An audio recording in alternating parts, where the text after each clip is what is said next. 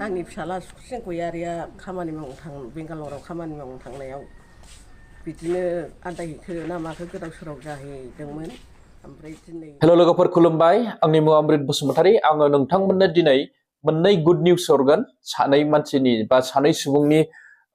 good news हरनो सानदों नोंथांमोननो दा बेनिखायनो नोंथांमोनहा भिडिअखौ गुदिनिफ्राय जोबजासिम नायना हो आंनि मुङा अमृत बसुमतारी नोंथाङा नायदों बड' टुब जाय बिथांमोनहा आंनि चेनेलाव गोदानै भिजिट खालामदों नोंथांमोनहा प्लिज चेनेलखौ साबस्क्राइब खालामनानै हो आरो जाय बिथांमोनहा अलरेडि चेनेलखौ साबस्क्राइब खालामखाबाय नोंथांमोननिसिम आंनि गोसो गोरबोनिफ्राय रोजा रोजा साबायखर बावनाय थाबाय नोंथांमोनहा जुदि बे भिडिअखौ फेसबुक पेजआव नायदोंबा पेजखौ फल' खालामना हो आरो लोगोसे इउटुबाव नायदोंबा इउटुबखौ साबस्क्राइब खालामनानै होबानो जाबाय दे बिदिब्ला नोंथांमोन भिडिअखौ स्टार्ट खालामदिनि नोंथांमोन आङो थांनाय जुन दाननि 22 तारिख ना 23 तारिखआवहाय आं मोनसे भिडिअ बानायदोंमोन हा जुन दानावहाय दा बे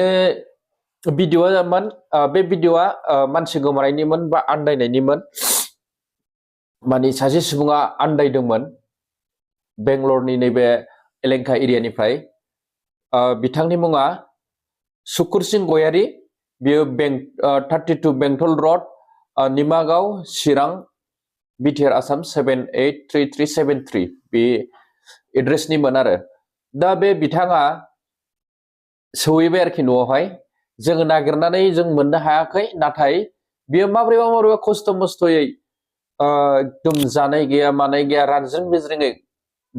ब्लाबो एखेबारे जोबोद खस्थ'यै बियो न'सिम सहैबाय आरोखि दा बियो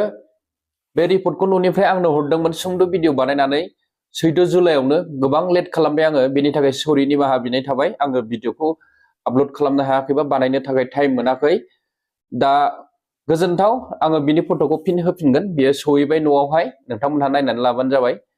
जोबोद गोजोननाय मोनदों बिथाङा हारसिङैब्लाबो खुनुरुखुम खस्थ' मस्थ'यै न'सिम सहैदों ओंखाम दै गांहाबनो दा अब्लाबो बिथाङा गावनि न'खराव गावनि फेमिलिजों मोजाङै थाहैफिननो हाबाय जोबोद गोजोनथाव आरो नेक्स्ट आङो बावैसो सिगां आङो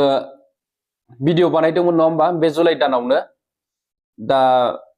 बेयो महाराष्ट्रआवहाय मिसिं जानाय नङा होमबा नैबे मुम्बाइनिफ्राय फैबाय थानायावहाय बिथांनि मुङानो जाहैबाय मान्टु बर' son of Sombar Boro' village Tangnamara पियनिस दिफेलि PS Tamulpur PIN 781367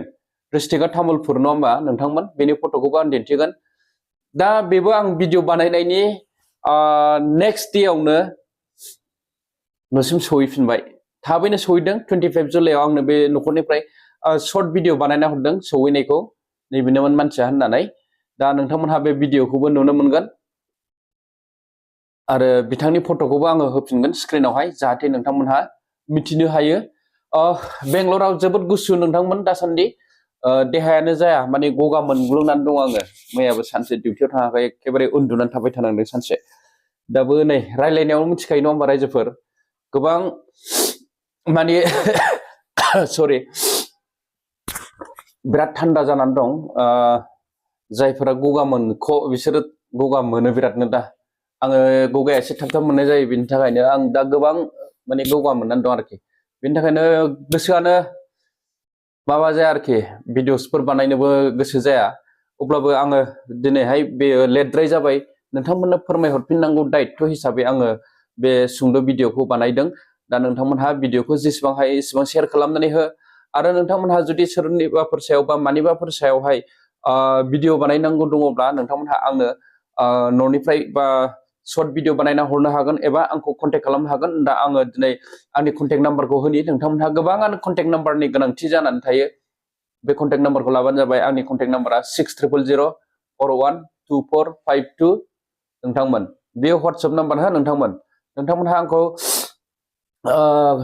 WhatsApp message खालामबानो जाबाय मानिबा गोनांथि जायोबा आङो खनसे खोन्थाबावनि 6000412452 नोंथांमोन दा दिनैनि बे सुंद' भिडिअखौ एसेयावनो दोनथ'नाय जासिगोन गोजोन्थों रायजोफोर thank you tech care bye